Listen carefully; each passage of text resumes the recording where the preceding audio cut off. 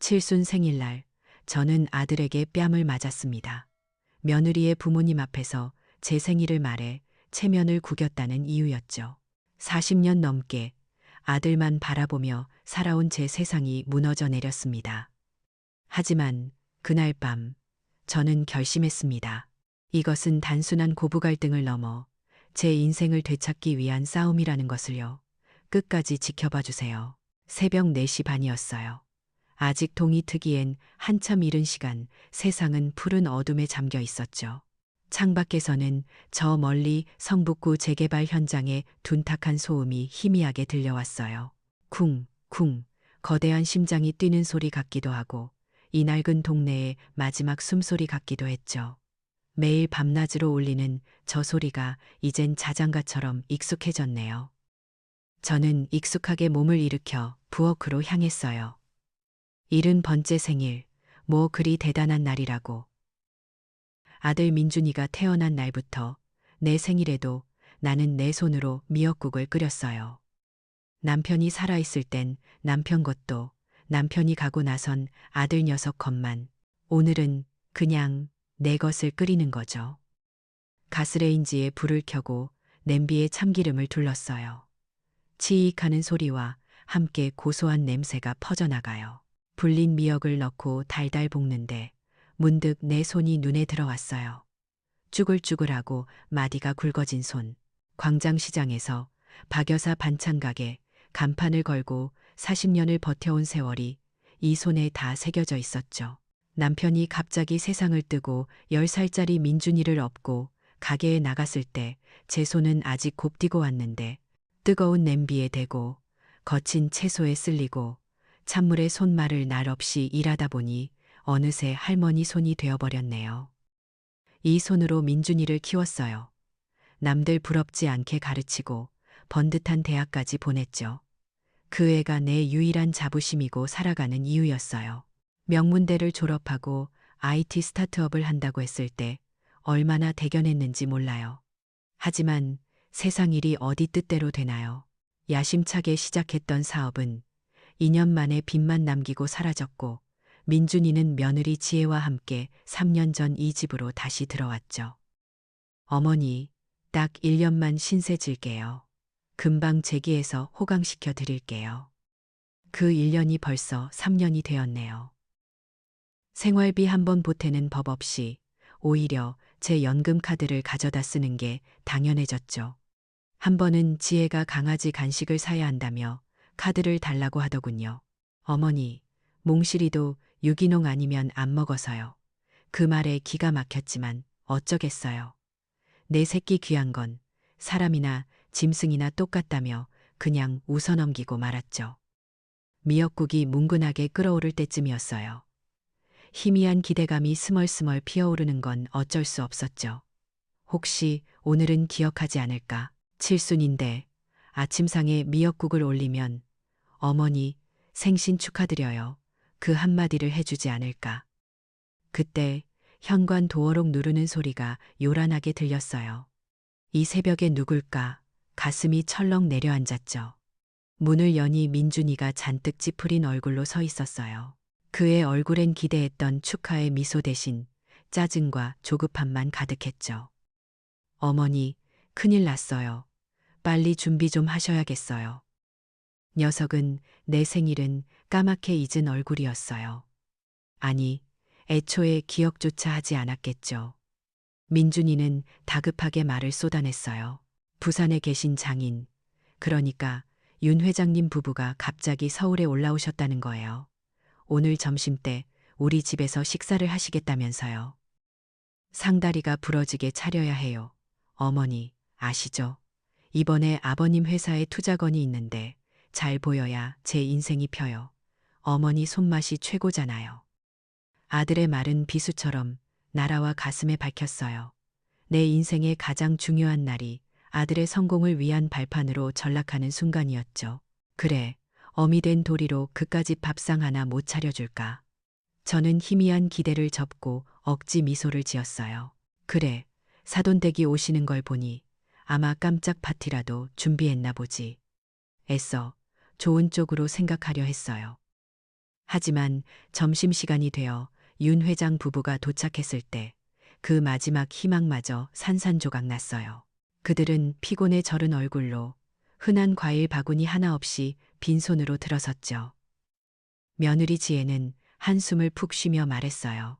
아유, 마땅한 식당이 없어서 어쩔 수 없이 여기로 모셨어요, 아버지. 부산에서 큰 건설사를 운영한다는 윤 회장은 제 작은 아파트를 경멸의 시선으로 훑어봤어요. 집이 사람 사는 집이 맞는겨? 답답하고 꿉꿉한 냄새가 옷에 다 배겠네. 사부인은 또 어떻고요?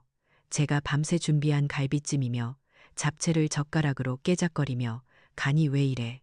서울 음식은 원래 이렇게 촌스러운가? 라며 타박을 줬죠. 민준이는 그런 장인, 장모 앞에서 어쩔 줄을 몰라 굽실거리기 바빴어요. 연신 술을 따르고 제일 좋은 부위만 골라 접시에 놔주며 알랑거리는 모습이 애처로울 지경이었죠. 식사 내내 그들은 곧 있을 자신들의 결혼, 50주년 기념 유럽 여행 계획을 떠들썩하게 자랑했어요. 오늘 여기 들른 건 저녁 비행기 타기 전 잠시 시간을 때우기 위함이었고요. 더 이상 참을 수가 없었어요. 목구멍까지 차오른 설움이 터져 나왔어요. 저는 떨리는 목소리로 정말 모든 용기를 내어 말했어요. 오늘 제가 생일입니다. 그저 축하한다는 따뜻한 말 한마디가 듣고 싶었을 뿐이에요. 하지만 돌아온 건 아들의 싸늘한 눈빛과 경악에 찬 고함이었어요. 부자장인 앞에서 체면이 깎이는 게 죽기보다 싫었던 거겠죠. 어머니, 제발 좀 가만히 계세요. 분위기 망치게 왜 이러세요? 순간 세상이 멈추는 것 같았어요. 짝하는 날카로운 소리와 함께 왼쪽 뺨에 불이 나는 듯한 통증이 느껴졌죠. 아들의 손이었어요. 제가 평생을 바쳐 키운 아들이 제 뺨을 후려친 거예요. 귀에서 윙 하는 소리가 울리고 눈앞이 캄캄해졌어요. 그들은 아무 일 없다는 듯 짐을 챙겨 떠났고 텅 빈 집에는 값비싼 향수 냄새와 음식물 쓰레기, 그리고 부서진 제 마음만이 덩그러니 남았죠. 그날 제 뺨에 새겨진 붉은 손자국과 함께 박순재라는 여자의 70년 인생도 무너져 내렸어요. 하지만 이상하게도 눈물은 나지 않았어요. 대신 그 잿더미 속에서 아주 차갑고 단단한 무언가가 조용히 고개를 들고 있었죠. 40년간 꾹꾹 눌러왔던 불씨가 드디어 타오를 준비를 하고 있었어요. 뺨에 남은 열기는 금세 식었지만 마음속에 찍힌 손자국은 지워지지 않았어요. 며칠을 알아누웠죠. 몸이 아픈 게 아니라 마음이 썩어 문드러지는 것 같았어요. 그 며칠 동안 민준이와 지혜는 제 방문 한번 열어보지 않더군요. 제가 차려준 밥을 먹고 제가 빨아준 옷을 입으면서도 이 어미가 죽었는지 살았는지 관심조차 없었어요. 그러던 어느 날 저녁, 녀석들이 드디어 방문을 열고 들어왔어요. 사과를 하러 온 게 아니었죠. 그들의 얼굴엔 일말의 미안함도 없었어요. 오히려 제가 자신들을 곤란하게 만들었다는 듯 잔뜩 굳은 표정이었죠. 민준이는 헛기침을 하며 말했어요. 손님들 앞에서 제가 얼마나 무례했는지, 자기 체면을 얼마나 깎아내렸는지에 대해서요. 옆에 있던 지혜는 한술 더 떴어요. 스마트폰 화면을 제 눈앞에 들이밀면서 말했죠. 어머니, 이것 좀 보세요. 요즘은요, 자식한테 모든 걸 다 바치는 부모가 제일 어리석대요.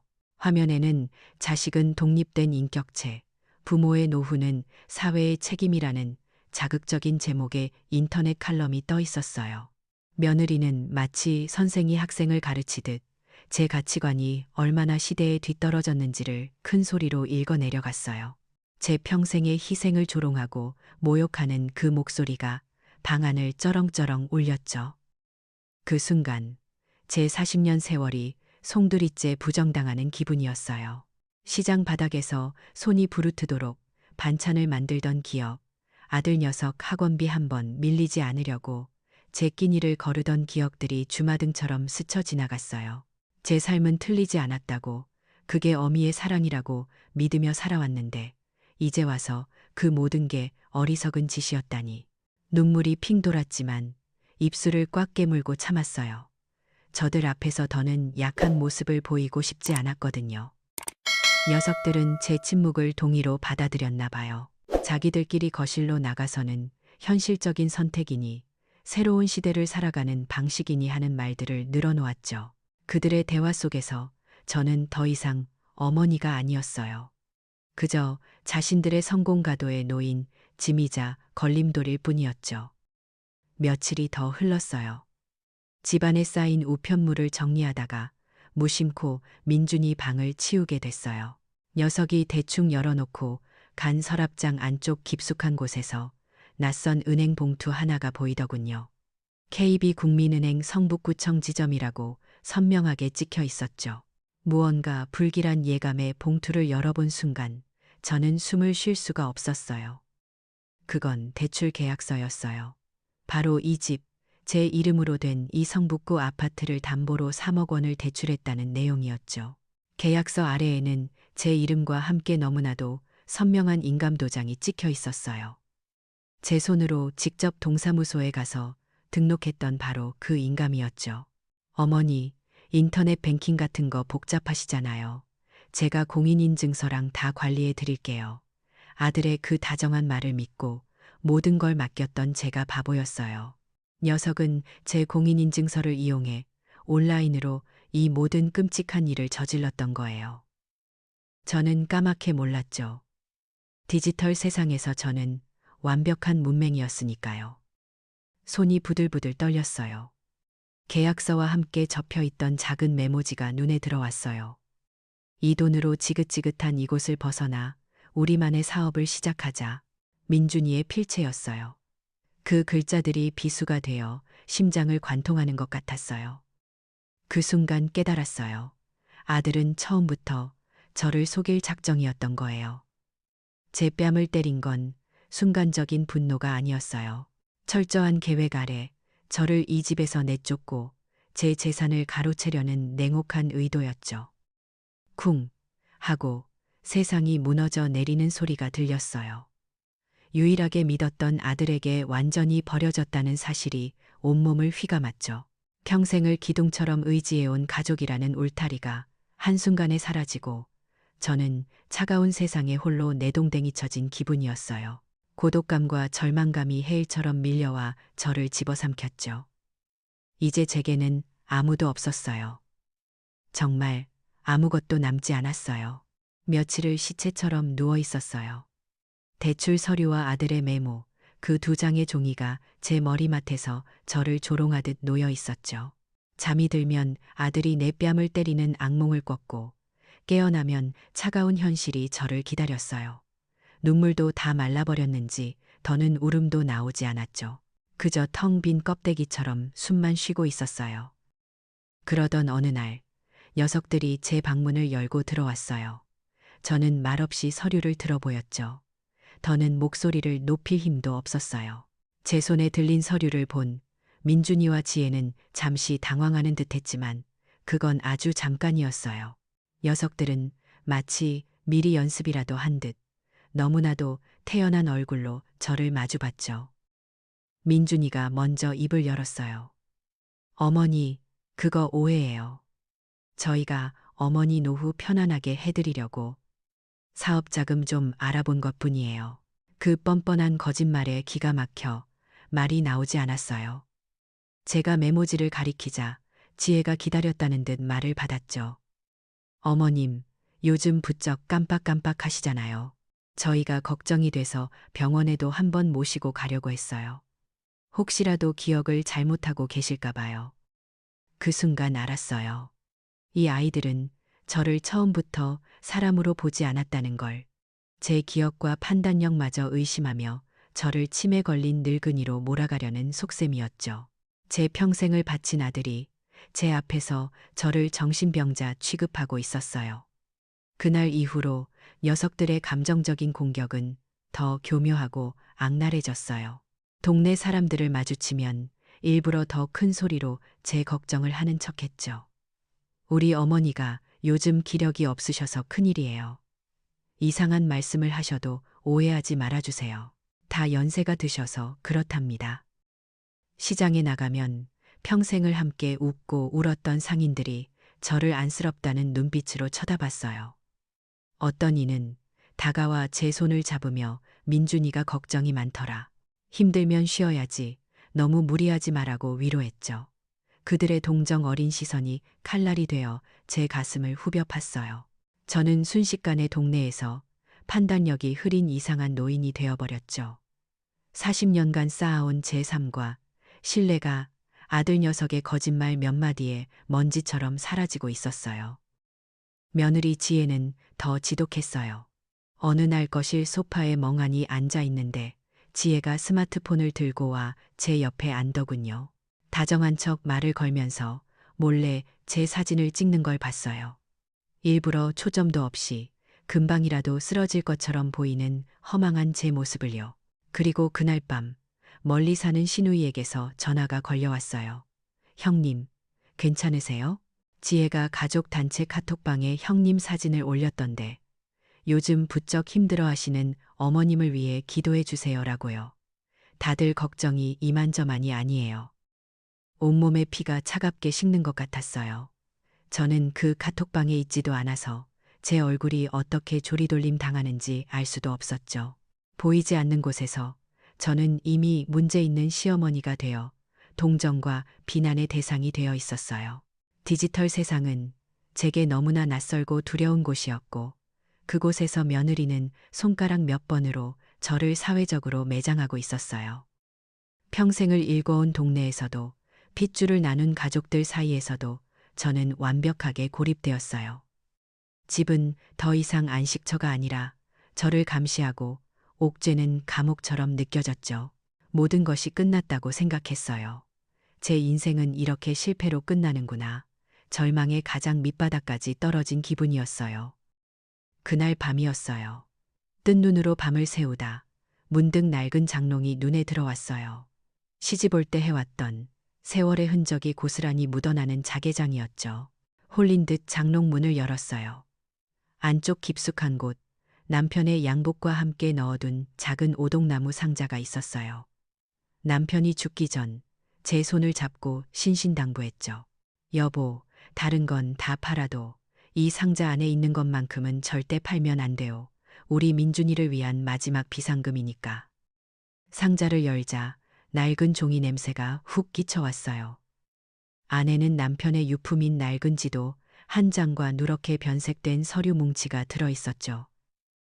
30년도 더 된 계약서들이었죠. 주소지를 보니 남양주, 파주, 지금은 천지가 개벽한 신도시가 된 곳들이었어요.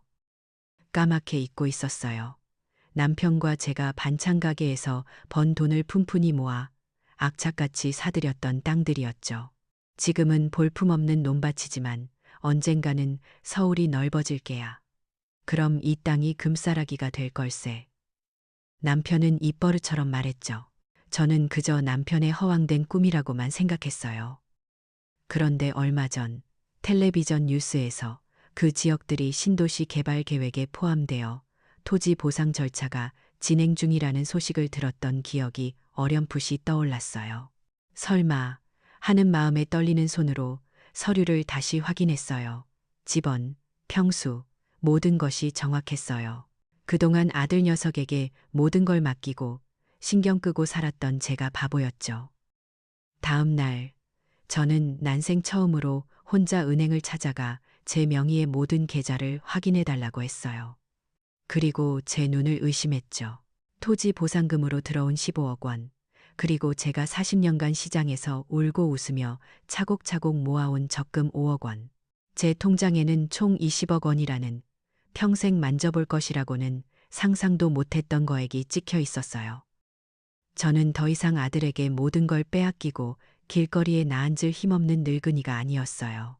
40년간의 땀과 눈물, 그리고 남편의 해안이 쌓아 올린 이 단단한 성의 주인이었죠. 저는 단순히 반찬만 만들어 판 게 아니었어요. 매일 돈의 흐름을 읽고 손님들의 마음을 얻고 40년의 세월을 버텨낸 사업가였어요. 그 순간 제 안에서 무언가 단단한 것이 솟아오르는 것을 느꼈어요. 뺨을 맞았을 때도, 대출 서류를 봤을 때도, 저를 짓누르던 절망감이 아니었어요. 그것은 차갑고 서늘한 분노였고 모든 것을 되돌려주겠다는 조용한 결의였죠. 눈물은 완전히 멎었어요. 수면 아래 잠자고 있던 거인이 드디어 눈을 뜨고 있었어요. 뜬 눈으로 밤을 지새웠어요. 통장에 찍힌 20개의 동그라미가, 그 비현실적인 숫자가 밤새도록 눈앞에서 어른거렸죠. 더 이상 슬프지도 외롭지도 않았어요. 그 모든 감정을 밀어내고 차갑고 단단한 무언가가 제 텅 빈 가슴을 가득 채우고 있었어요. 분노였죠. 40년간 묵묵히 삭혀왔던, 그래서 더 시퍼렇게 날이 선 분노였어요.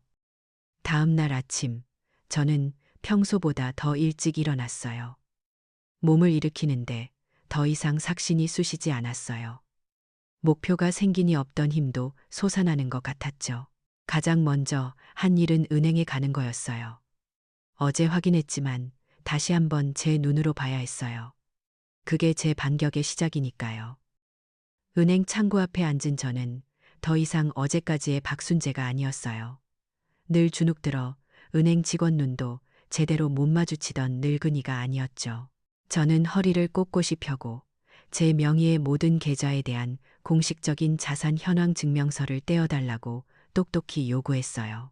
제 당당한 태도에 젊은 은행 직원이 잠시 놀란 눈치였지만 이내 제 요청대로 서류를 처리해 주었죠.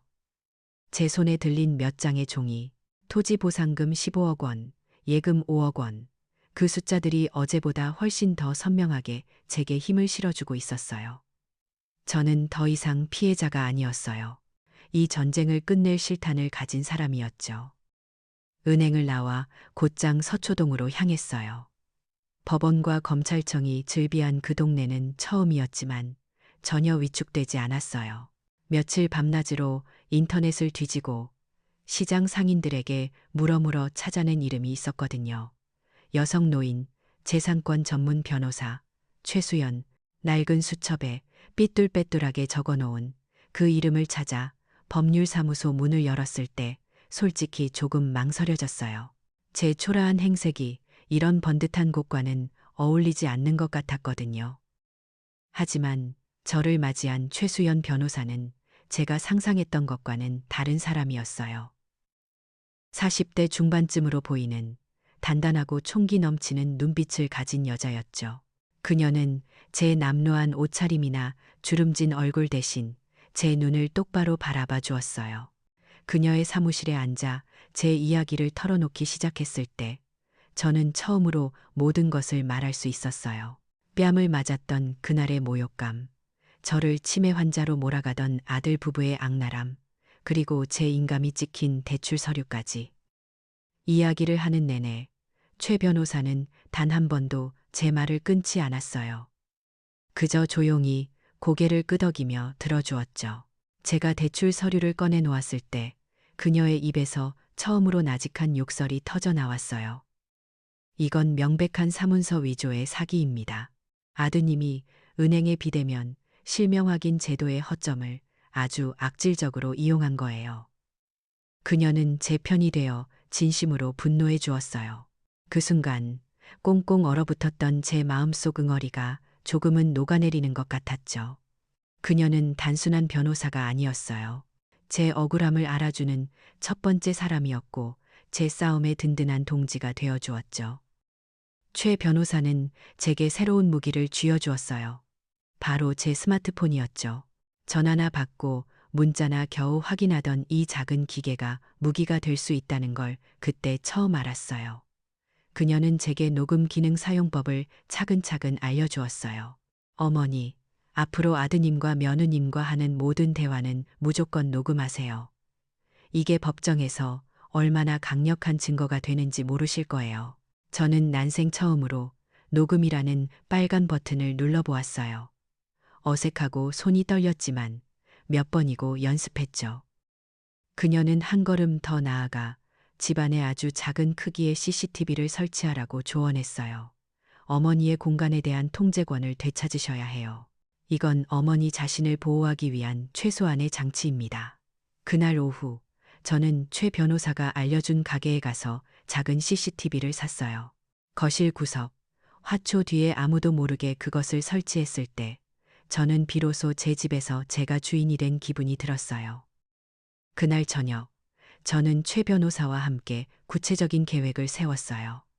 그녀의 목소리는 차분했지만 그 안에 담긴 전략은 비수처럼 날카로웠죠. 첫째, 민준이를 사문서 위조 및 사기죄로 즉시 형사 고소한다. 며느리 지혜 역시 폭행 및 명예훼손 혐의를 추가한다. 둘째, 현재 살고 있는 이 성북구 아파트를 당장 부동산에 내놓아 매각한다. 아들 부부가 더 이상 이 집에 대한 어떠한 권리도 주장할 수 없도록 원천을 차단하는 것이었죠. 셋째, 집이 팔리면 녀석들의 모든 짐은 컨테이너 창고로 옮겨버린다. 그리고 저는 아무도 모르는 새로운 곳으로 떠나 완벽하게 독립한다. 계획을 듣는 내내 제 심장은 차갑게 뛰고 있었어요. 두렵지 않았어요. 오히려 40년간 반찬 가게를 운영하며 다져온 사업가적 기질이 깨어나는 기분이었죠. 이건 감정 싸움이 아니었어요. 철저한 계산과 전략이 필요한 사업이었죠. 제 인생을 되찾기 위한 마지막 사업. 변호사 사무실을 나설 때 서초동의 하늘은 이미 짙은 어둠에 잠겨 있었어요. 하지만 제 마음은 그 어느 때보다도 환하게 불타고 있었죠. 이제 제 손에는 모든 게 갖춰져 있었어요. 돈, 그리고 제 편이 되어줄 사람, 저를 지켜줄 기술, 그리고 상대를 무너뜨릴 완벽한 계획까지. 폭풍우가 다가오고 있었어요. 그리고 그 폭풍의 중심에는 바로 제가 서 있었죠. 최 변호사와 계획을 세운 그날 이후 제 시간은 아주 천천히 그리고 정확하게 흘러갔어요. 집은 이미 성북구에서 가장 손이 빠르다는 부동산 중개소에 내놓았고 놀랍게도 일주일 만에 사겠다는 사람이 나타났죠. 제 평생의 보금자리가 팔려나가는 데는 그리 오랜 시간이 걸리지 않더군요. 계약서에 도장을 찍는 날, 저는 조금도 슬프지 않았어요. 낡은 껍질을 벗어 던지는 기분이었죠. 그리고 마침내 심판의 날이 밝았어요. 민준이와 지혜가 한 달간의 호화로운 유럽 여행을 마치고 돌아오는 날이었죠. 저는 이미 며칠 전에 제 모든 짐을 챙겨 집을 나온 상태였어요.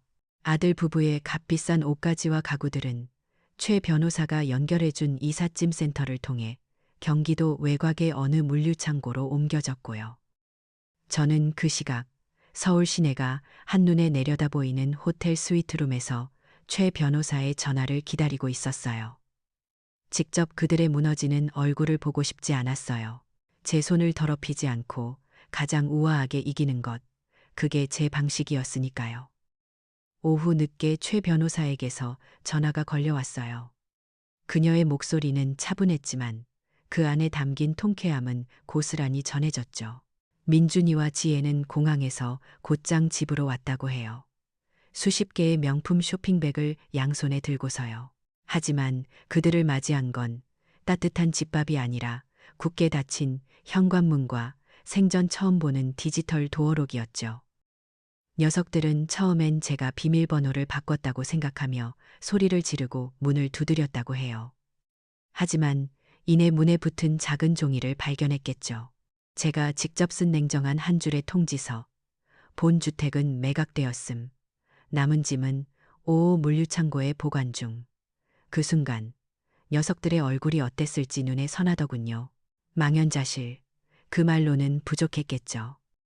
그리고 바로 그때 신이 정해놓은 것 같은 완벽한 순간에 두 사람의 스마트폰이 동시에 울렸다고 해요.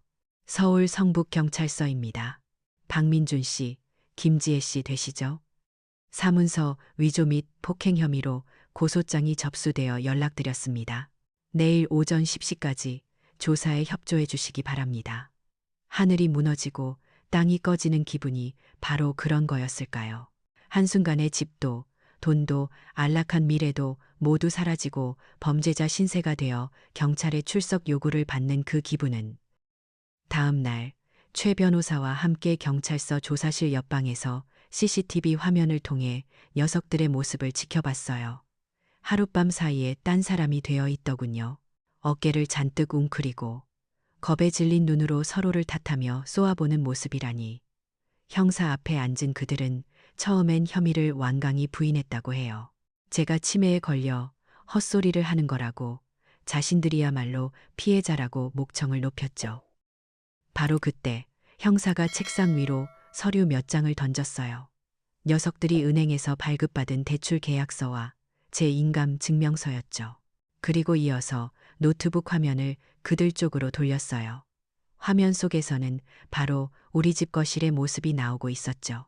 제 생일날 지혜가 제게 폭언을 퍼붓는 목소리가 생생하게 흘러나왔고, 이어서 민준이가 제 뺨을 후려치는 장면이 슬로우 모션처럼 재생되었어요. 제가 화초 뒤에 숨겨두었던 작은 CCTV가 모든 것을 똑똑히 기록하고 있었던 거예요. 화면을 본 지혜는 비명을 질렀고, 민준이의 얼굴은 새하얗게 질려갔어요. 그걸로 끝이 아니었죠. 형사는 제 스마트폰으로 녹음했던 파일들을 하나씩 재생했어요. 저를 치매 환자라고 조롱하던 목소리, 제 재산을 어떻게 빼돌릴지 의논하던 자기들의 목소리가 조사실을 가득 채웠어요. 모든 증거 앞에서 녀석들은 결국 무너져 내렸어요. 모든 혐의를 인정하고 서로의 탓을 하며 울부짖기 시작했죠. 아들이 은행 시스템을 악용해 저를 속였듯 이제는 법이라는 시스템이 녀석들의 죄를 명명백백히 밝혀내고 있었어요. 그날 오후 최수연 변호사는 몇몇 언론사와 인터뷰를 했어요. 노부모를 상대로 한 악질적인 재산 편취 범죄의 심각성에 대해, 그리고 노인 학대가 한 가정을 어떻게 파괴하는지에 대해 그녀는 단호한 목소리로 이야기했죠. 이 사건은 더 이상 박순재라는 한 개인의 복수극이 아니었어요. 우리 사회의 어두운 단면을 드러내는 공적인 사건이 된 거죠. 녀석들이 서울에 낙후된 신림동 고시원촌, 창문도 없는 작은 방으로 쫓겨나 비참한 현실을 마주하고 있을 바로 그 시각. 저는 부산 해운대 마린시티의 최고층 펜트하우스에 서 있었어요. 통유리창 너머로 반짝이는 광안대교와 푸른 바다가 그림처럼 펼쳐져 있었죠. 저는 부동산 계약서에 망설임 없이 제 이름을 적어 넣었어요. 40년간의 땀과 눈물로 얻어낸 오롯이 저 자신을 위한 새로운 삶의 공간이었죠. 성공과 새로운 시작을 상징하는 저 눈부신 풍경을 배경으로 저는 제 인생의 완전한 주인이 되었어요. 며칠 후 제 이야기는 지역 신문과 방송을 통해 알려지기 시작했어요. 처음엔 그저 자극적인 가족 싸움으로 비칠까 걱정했지만 기사의 방향은 달랐어요. 제 용기 있는 행동이 비슷한 처지의 다른 노인들에게 희망이 되고 있다는 내용이었죠. 최수연 변호사에게서 다시 전화가 왔어요. 그녀의 목소리는 평소보다 조금 더 들떠 있었죠. 어머니, 지금 저희 사무실 밖에 줄이 늘어섰어요. 다들 어머니 기사를 보고 용기를 얻었다며 찾아오신 분들이에요. 자식들에게 재산을 빼앗기고 학대당하면서도 어디 가서 말도 못하고 끙끙 앓던 분들이요. 그 말을 듣는 순간 가슴 속에서 뜨거운 것이 울컥 차올랐어요. 이건 더 이상 저 혼자만의 승리가 아니었어요. 제 싸움이 저와 같은 아픔을 겪고 있던 다른 누군가에게 작은 등불이 되어준 거예요. 저는 해운대의 눈부신 바다를 보며 생각했어요. 진정한 복수는 그들을 무너뜨리는 것에서 끝나는 게 아니라고. 내가 빼앗겼던 모든 것을 되찾고 그 힘으로 나와 같은 다른 사람들을 일으켜 세워주는 것. 그것이 바로 진짜 승리라고요. 심판의 날은 끝났고 제 인생의 새로운 장이 이제 막 시작되고 있었어요. 해운대의 아침은 서울과는 다른 냄새가 났어요. 비릿한 바다 내음과 짭조름한 바람, 그리고 이따금씩 끼룩거리는 갈매기 소리. 저는 매일 아침 거실 통유리창 앞에 앉아 뜨거운 연꽃차를 마시며 하루를 시작했죠. 제 발 아래로는 눈부신 백사장과 에메랄드빛 바다가 끝없이 펼쳐져 있었고, 저 멀리 거대한 광안대교는 마치 미래로 가는 길처럼 보였어요. 서울 성북구의 낡은 아파트에서 평생을 살았던 제게 이 풍경은 매일 봐도 질리지 않는 선물과도 같았죠. 법의 심판은 생각보다 빨리 내려졌어요. 민준이는 사문서 위조와 사기죄로 징역 2년을, 지혜는 폭행과 명예훼손죄로 집행유예를 선고받았죠. 하지만 저는 더 이상 그들의 소식에 마음이 흔들리지 않았어요. 그들은 이제 제 인생에서 지워진 이름이었으니까요. 제 관심은 온통 다른 곳에 쏠려 있었어요. 최 변호사 사무실에 매일같이 걸려오는 전화들. 제 이야기를 듣고 용기를 냈다는 수많은 박순재들의 목소리예요. 그러던 어느 날이었어요. 인터폰 화면에 낯설고도 익숙한 두 얼굴이 나타났죠. 민준이와 지혜였어요. 모든 것을 잃고 법의 심판을 기다리던 초라한 모습. 저는 잠시 망설였지만 이내 문을 열어주었어요. 마지막으로 끝맺어야 할 이야기가 남아 있었으니까요. 집 안으로 들어선 녀석들은 눈앞에 펼쳐진 화려한 풍경에 압도당한 듯 한동안 말을 잇지 못했어요. 제가 신림동 고시원에서 비참하게 죽어가길 바랐을까요? 아니면 최소한 후회와 눈물로 하루하루를 보내길 바랐을까요? 하지만 그들의 눈앞에 서 있는 저는 그 어느 때보다도 평온하고 위험 있는 모습이었죠. 결국 녀석들은 제 발치에 무릎을 꿇었어요. 흐트러진 머리와 남루한 옷차림으로 바닥에 머리를 찌으며 울부짖었죠. 잘못했다고, 한 번만 용서해달라고, 다시 시작할 기회를 달라고요. 그 모습에 연민이 느껴지지 않았다면 거짓말이겠죠. 하지만 제 마음은 잔잔한 호수처럼 고요했어요. 저는 차갑게 그들을 내려다보며 말했어요.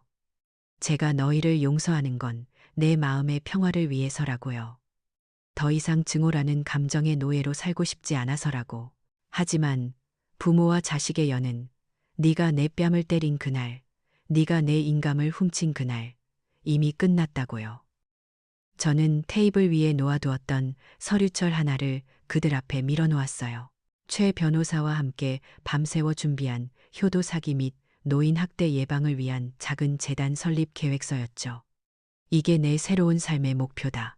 나는 이제 너희들의 어미가 아니라 너희 같은 자식들로부터 고통받는 사람들을 위해 살 거다. 녀석들은 믿을 수 없다는 표정으로 저를 바라봤어요. 마지막으로 저는 하얀 봉투 하나를 꺼내 그들 앞에 놓았죠.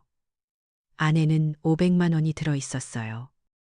이건 내가 내게 주는 마지막 돈이다.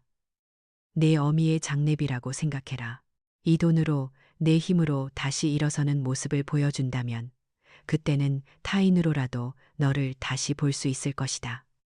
그건 복수가 아니었어요.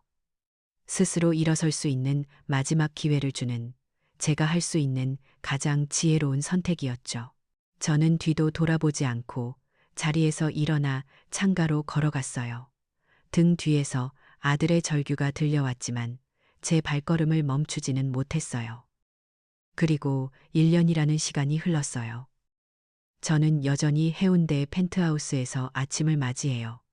제가 세운 박순재 재단은 이제 제법 자리를 잡았죠. 최 변호사가 재단의 이사장을 맡아주었고 저는 집에서 편안하게 모든 일을 보고받아요.